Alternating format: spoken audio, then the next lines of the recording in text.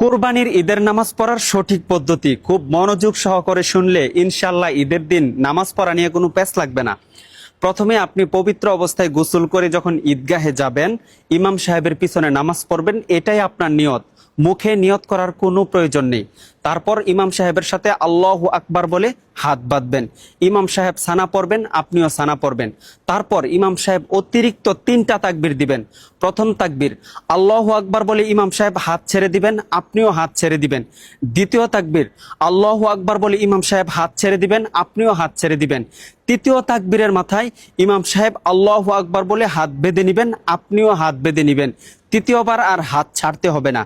তারপর ইমাম সাহেব সূরাতুল ফাতিহা এবং অন্য আরো একটি সূরা মিলিয়ে রুকু সিজদা কমপ্লিট করে আল্লাহু আকবার বলে দ্বিতীয় রাকাতের জন্য দাঁড়াবেন।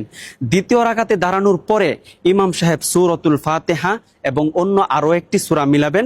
আপনিও ইমাম সাহেবের সাথে মনোযোগ দিয়ে শুনবেন। তারপর ইমাম সাহেব রুকুতে যাওয়ার পূর্বে অতিরিক্ত 3টা তাকবীর দিবেন।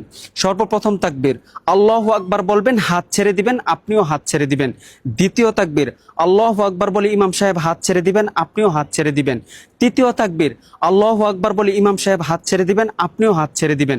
চতুর্থ তাকবীরের মাথায় আল্লাহু আকবার বলে ইমাম সাহেব সরাসরি রুকুতে চলে যাবেন, আপনিও রুকুতে চলে যাবেন।